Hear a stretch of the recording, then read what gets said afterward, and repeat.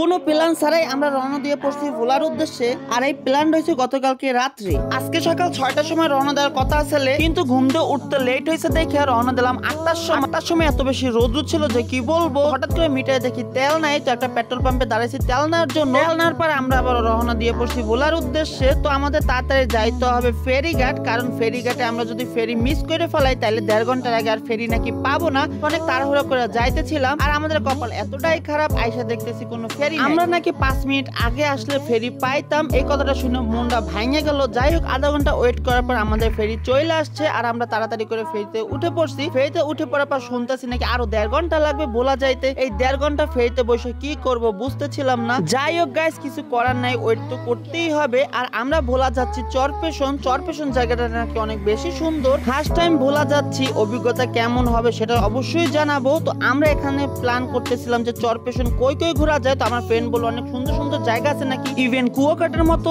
জায়গা আছে নাকি। যাক, এটা শোনার পর মনটা অনেক শান্ত হলো। হঠাৎ করে আমরা যখন নদীর মাঝখানে চলে আসি, তখন এত পরিমাণ ঢেউ ছিল যে একটু ভয় ভয় লাগতেছিল। ফেরিতে বসে নদীর অবস্থা এমন এই প্রথমবারই দেখতেছি। যাই হোক, ফেরি থেকে আমরা নাইমা পড়লাম, আর আমরা আবার রওনা দিলাম চরপেশনের উদ্দেশ্যে। আর গ্রাম্য পরিবেশ অনেক সুন্দর লাগতেছিল। তো গ্রামের ভিতরে গাড়ি চালাইতেও ভালো লাগতেছিল। চারপাশে সবুজ শ্যামলে ভরা ছিল, পাশে মাঠ ছিল। তো অনেক ভালো লাগতেছিল। মনে হলো যে না, একটা ভালো জায়গা আসতেছে, একটা ভালো ভাইব পাওয়া যাবে। ওয়েদারটা ফিল করার জন্য আমি পিছনে বসে পড়লাম আর ওয়েদারটার ফিল নিতেছিলাম। তো আমার ড্রাইভার ভয় পাইতেছিল, পরে আমাকেই আবার গাড়ি দিয়ে দিল। গাইস, যদি চরপেশন জায়গাটা ঘুরে দেখতে চান তাহলে আমার পরবর্তী ভিডিওর জন্য ওয়েট করেন। Thank you.